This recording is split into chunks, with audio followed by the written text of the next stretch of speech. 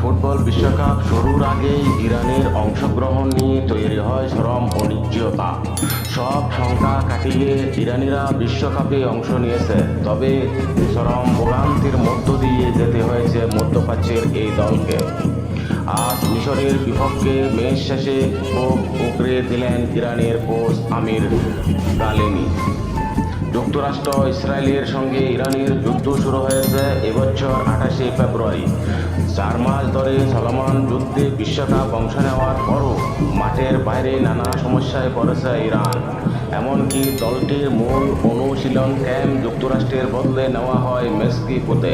শুধু এখানেই শেষ নয়, ইরানের অনেক সাপোর্টিং দলে আজ মিশরের বিপক্ষে 1-1 গোল ড্র এর পর ইরান কোচ গালেনি বলেন, স্বাগতিক দেশ আমাদের সঙ্গে অত্যন্ত অন্যায় করেছে।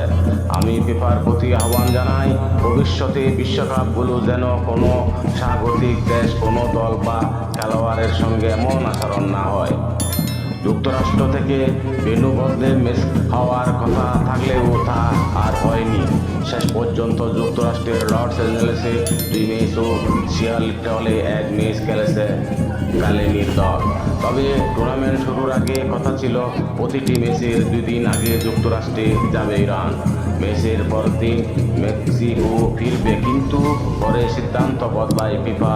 বিশ্ব ফুটবলের অভিভাবক সংস্থার সিদ্ধান্ত অনুযায়ী যুক্তরাষ্ট্রে দিনে গিয়ে দিনে ইরান দলকে ফিরতে হবে, যদিও তুমুল সমালোচনার পর ফিফা সিদ্ধান্ত বদলাতে বাধ্য হয়।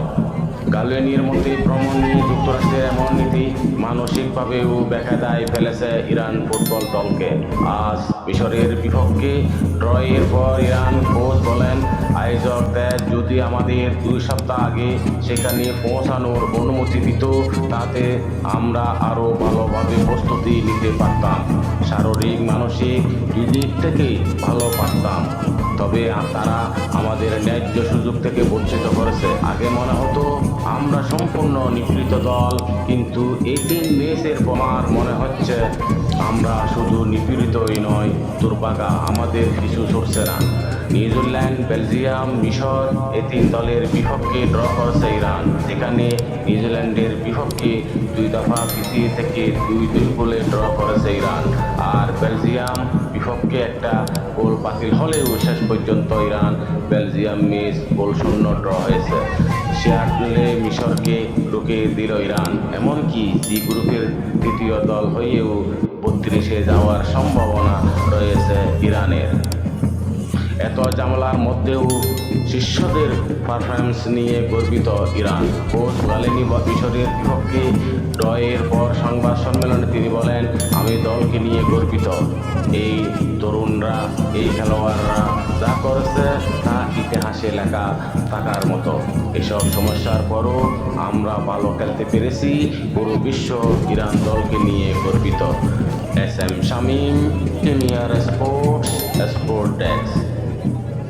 হ্যালো বন্ধুরা, আপনার চ্যানেল কি প্রিমিয়ার স্পোর্টস, এখনই সাবস্ক্রাইব করুন।